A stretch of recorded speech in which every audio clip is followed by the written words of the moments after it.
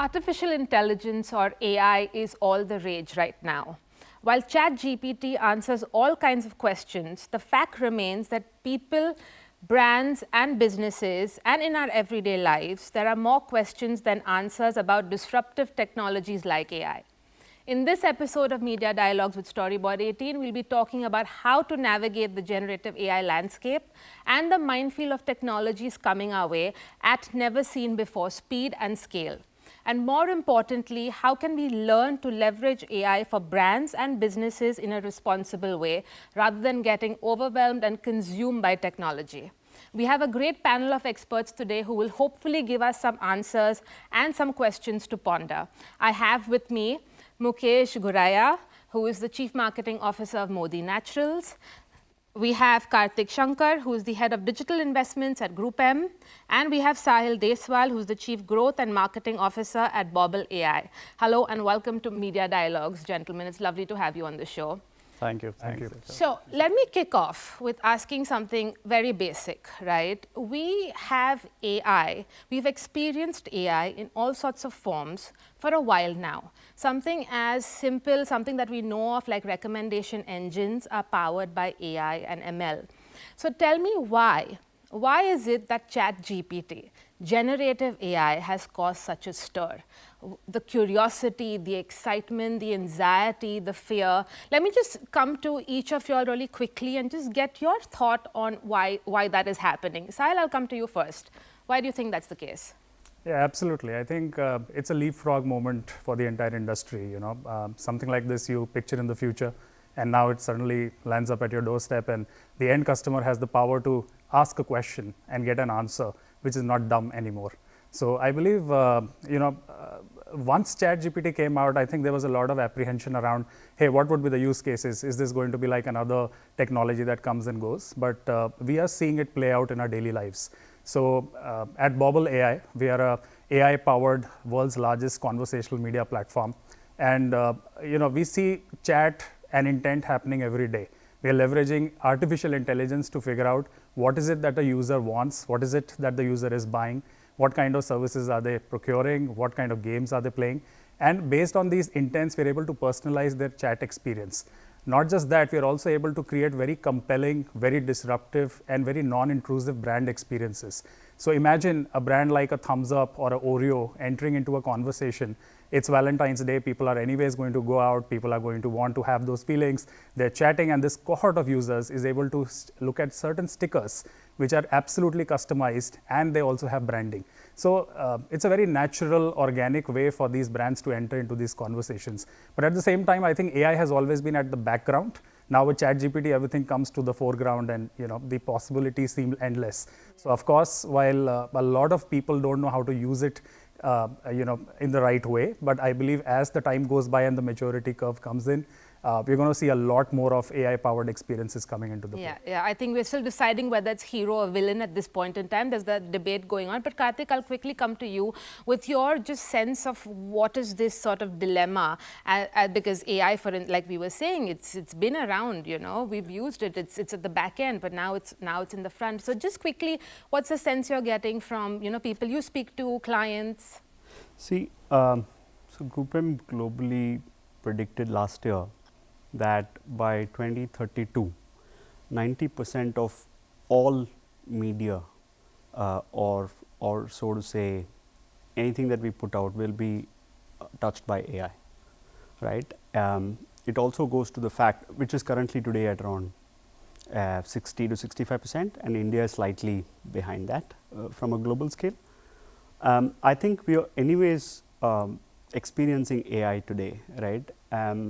To give you a simple example on how it really works, in the traditional space, you really have a market research kind of setup, and then audience inciting, and then there's communication, there's creative production, and then media planning, and then analytics and reporting. Today, what really ChatGPT and the tools that are really coming up in giving you is the ability to do it all at once.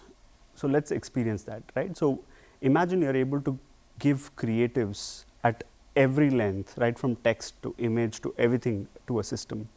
And the system is able to really see what kind of audiences are there in your first party, what kind of audiences are there generally in the web browsing and learning. And then you're able to actually see and put together these as a campaign and then activate it across. So this agility really brings together efficiency. This really brings out the scale in which one can communicate and reach to people, and therefore their ability to, maneuver into business metrics. So I think these AI tools are going to really scale faster, and we're really looking forward to that. We do it day in and day out, but really looking forward to the scaled version of it. Absolutely, absolutely. The scale and speed at which ChatGPT has sort of spread across the world is alarming for a lot of people, but also, I mean, if you look at it the other way, it's quite amazing to see. But Mukesh, I'll come to you now, and if, as a marketer, for instance, how do you see the space? How are you perhaps deploying generative AI tools and platforms in your, everyday work, or some of the campaigns that you do? Anything that you're already using that you can give us a sense of how a marketer views the generative AI space? Sure. So maybe just taking a leaf from the earlier question. Any technology, the leapfrog moment or the hockey stick growth comes when the technology moves from a back end of an enterprise business to a consumer play tool. And that's the difference between a general AI, which we've been existent for many years, because largely it was used as a back end technology. But now suddenly ChatGPT it's a toy which is given directly to the users, and users are playing around it. Again, one more fundamental difference is that largely earlier AI was used to maybe optimize your recommendations. They used to work on large set of data sets and would try to gather some insights and throw some recommendation and insights. What ChatGPT or generative AI is doing, that they are generating content, and that's where the leapfrog, or that's where the eureka of the technology came in, because with a small prompt of maybe of one sentence, that platform can create or generate content which was never seen before. And this content is not just a text; it's a video, it's an image, it's a code. So I think that's the big shift that has happened. As a marketer, as we fundamentally believe that we follow consumers, right? So because if the consumer journey is moving to AI-led platforms, as a marketer, we will try to reach out to them on those platforms. However, as a backend, as a marketer or as a brand manager, I think what essentially it adds is that it optimizes your time. I mean, all of us are more busy than ever were in our workspace, and certainly in a business space, time is money. So if a technology can help you do your task faster than whatever you were doing, it certainly adds value as a fundamental tool. So that's, as a marketer, I think it's bringing the speed, it's bringing the efficiency, and I think now the team is able to do more in a slightly less time. And hence, as a marketer, it's an interesting tool for us. And are you encouraging your team members, employees to experiment and use ChatGPT or any other generative AI platform? So personally, I've been using ChatGPT, and we as a team, we are using Midjourney. We're creating images. We are using Flare.ai. So and I would love to have maybe a text to video, some amazing tool which is hopefully expected to deliver good results. So we are all the more excited to create videos from the text prompt. So I fundamentally believe in the AI as a technology, and I encourage my team to just get on board. See, AI is the reality. You cannot shy away from that. You cannot escape from it. So it's better you get on board with it. Mm-hmm. Absolutely, absolutely. But there was something that each of you spoke about, and we get how pervasive it is already, and it's only going to get even more pervasive, right? And it's going to happen everywhere. So, Sahil, let me come to you, because this is, of course, at the heart of the AI dilemma. Generative AI. Privacy, for instance, we already speak about the amount of data that people have on consumers.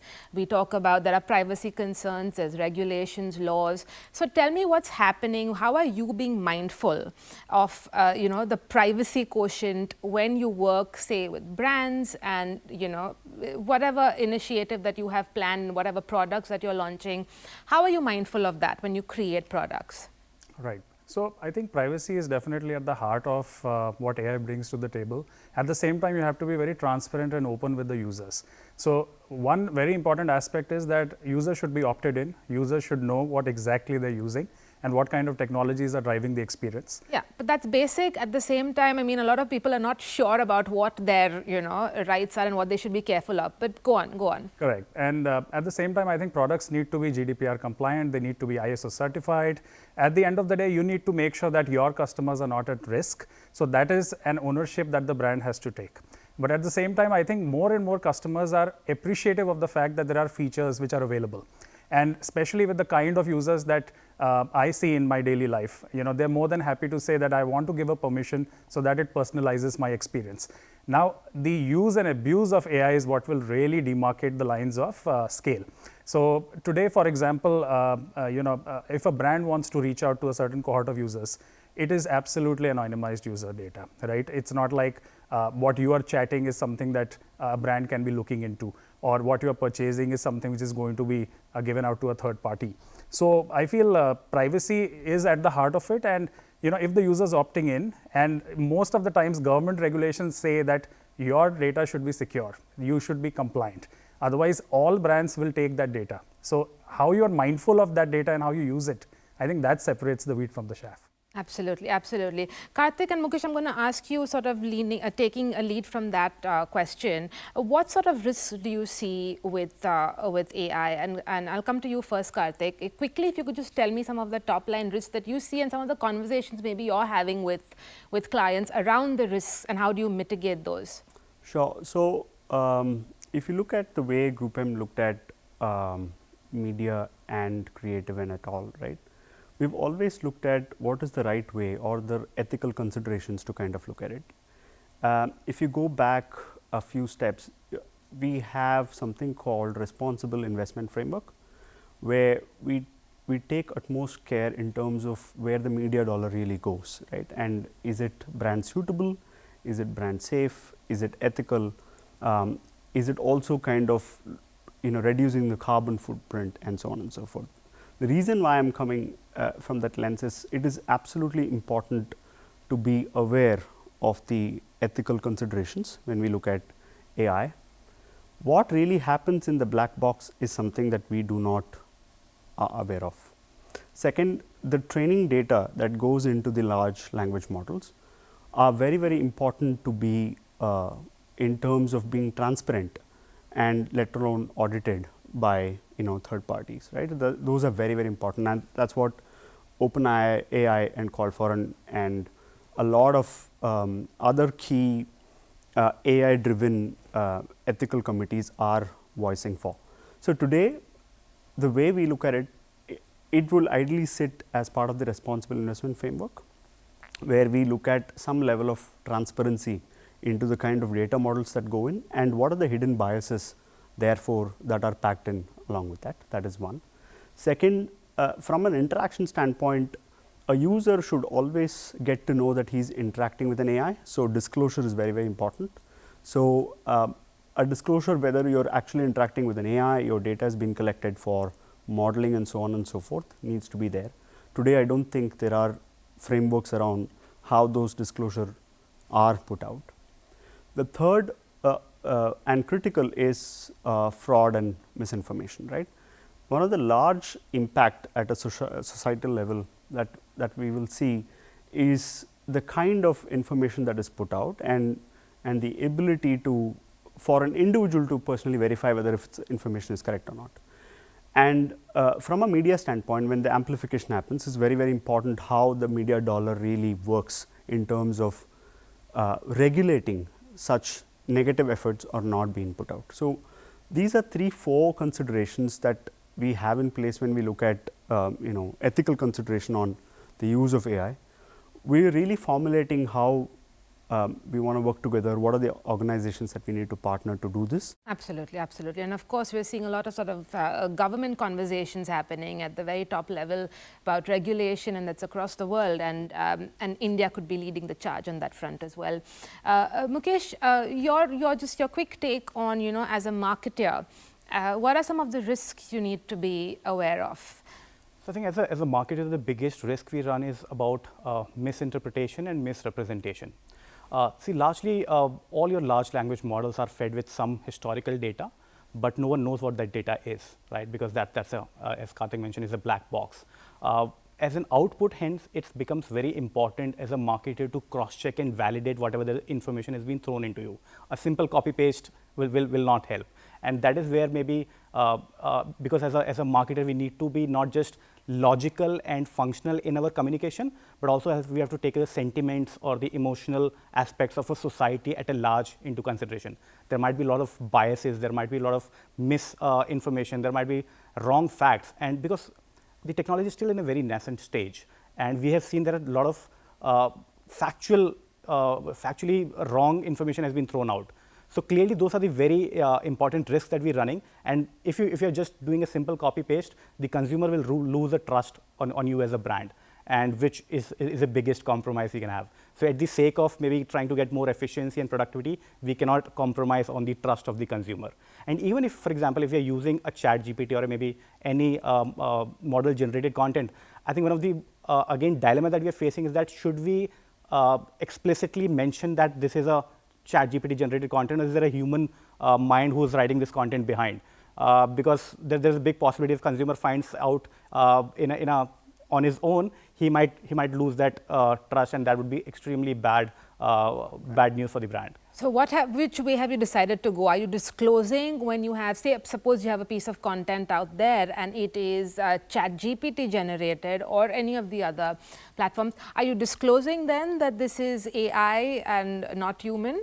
I believe it. I would definitely take that route, yes, because as I said, this is a tool, right? It's like a MS Office suite, right? It's a tool. There would be some tool required which marketers are working on. So absolutely, there is no harm in being transparent to the consumers, because you're not trying to play a game with or a blind game with the consumer. So I always encourage being more full honesty with the consumer. Absolutely, I think we'll have to sort of head that way sooner or later in every space and field, right? But there's something that sort of I've been talking to a lot of people about, and people have had a lot of fun with ChatGPT. They've created all sorts of things, songs, poems, you name it, right? And even in advertising, for instance, we've seen people creating briefs and entire campaigns and videos and all of that. Now the question is, and this was something interesting that someone said recently, is it now a situation where mediocrity is now free? And I'll ask you, Sahil, that, I mean, given that, you work with a lot of brands also, there's some interesting campaigns that you mentioned previously with Thumbs Up, for instance, and Oreo. But leaving those aside, do you think that mediocrity is now free given the advent of generative AI? It's a very interesting question. And I think the perspective with which we approach AI is going to dictate whether mediocrity can be taken with that spirit or not. I feel before AI, there is I, which means intelligence. The second layer is HI, which is human intelligence. And then you've got AI. So we really have to figure out if AI is in the driver's seat or is the human still controlling it. And AI is facilitating that interaction. So the way I look at it, a lot of repetitive tasks can be automated. A lot of the workload that teams have across the board can be automated. So in a way, you're saving time and you're improving efficiency, but that human aspect should not go out of the picture. And as long as you have moderation and you have the right checks and balances in place, it's not like ChatGPT is giving that answer. Ultimately, you're the brand. So that brand consistency has to be maintained, which means that one of the risks that ChatGPT today has is going to look at a certain historical data in the large model. There will be biases, and it might give answers which are not definitely accurate, or it doesn't subscribe to a larger set of your user base. In that case, that moderation still needs to be there. That brand consistency still needs to be there. So I would say that ChatGPT or any such generative AI technology today is helping us do better copies, better ads, better videos, but still that critical thinking, is still the human driving the show. And I feel that is where that balance will have to be maintained, unless we have full confidence that there's a stage where you don't need the human. So a large part of the workload and manual labor is what this technology should solve for, not really solve for the human.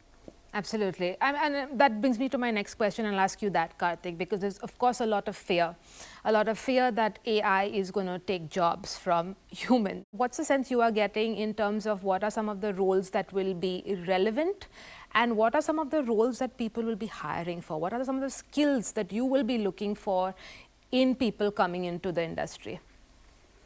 I think This is a very good question, and I remember going back to my leadership and asking that when are we going to hire engineers as part of our team, right? And I think we are at that inflection point where there is with the scale and agility comes your ability to monitor at precision, right? And I don't think it is manually possible for somebody to do that. To give you an example today, I'll just give you how we really set up campaigns, right? So for the kind of brand asks, we create roughly about anywhere between 300 to 6,000 line items per campaign, right? And I think that's not humanly possible by anybody. I think the way we want to really look at it is technology will have a large play, and I think we need to have it as part of our integrated setup. Creativity is not going to go away because you're always the spark really comes in from people, and that's the way we're going to drive, and that's what will be appreciated across by brands. So that is continue, it's going to stay. More operational work will get automated. That's where we might really, we may not lose people, we might want to upskill people, right, in terms of looking at it. But at large, I think the mix of the men versus the math men, right? I think we will be leaning more towards the math men, because who can come in and look at these data sets at scale, look at the operation at scale, and see how to make it more efficient, right? I think the mix is going to be more towards the math men. Still, and that's a big statement. I doubt your colleagues over at your creative age, stablemates on the creative side, will appreciate that or not. But that's a big statement. Mukesh, I'll let you have the closing thought on some of the sort of reskilling that will possibly have to happen, of course, and also maybe just your quick closing thoughts on India's role, perhaps, in this new sort of digital forward world and economy that we are heading towards. Or already we are in that space already. Yeah. So yeah. Maybe just starting from about the addressing the elephant in the room, that will this lead to job losses? A short and honest answer is yes. It will. There will be certain. I mean, ChatGPT or maybe any large language model is going to commoditize a couple of basic functions, be it in maybe engineering side, be it on customer support side, or be it in sales and marketing. Some basic mundane jobs are going to be eliminated. But however, every technology with itself brings an entire ecosystem on which additional layers are built and more new roles are created. And that is something we will have to address to that. Today, I think we are living in a world where every company is a software company. I work for an FMCG company, but I still consider myself a software company because all my day-to-day functions are actually run by a software. So clearly the requirement of software engineers, or maybe people like who understand AI as a technology, maybe prompt engineers, or maybe I'm not sure, there could be multiple such roles which would be created tomorrow who could use this technology to the fullest. So those kind of roles would be created. And India, I think I'm a big believer of Indian human resource that way, and considering our average age and immense software English speaking potential that we have in a country is going to maybe meet the software engineer requirement of the globe, not just India. And that's, I think, is the moat that India is going to create for the world with this technology. Well, thank you so much, gentlemen. It was lovely chatting with you. There's, of course, a lot to learn, a lot to grapple with the advent of AI, but this was illuminating chat. Thank you so much. Thank you. Thanks.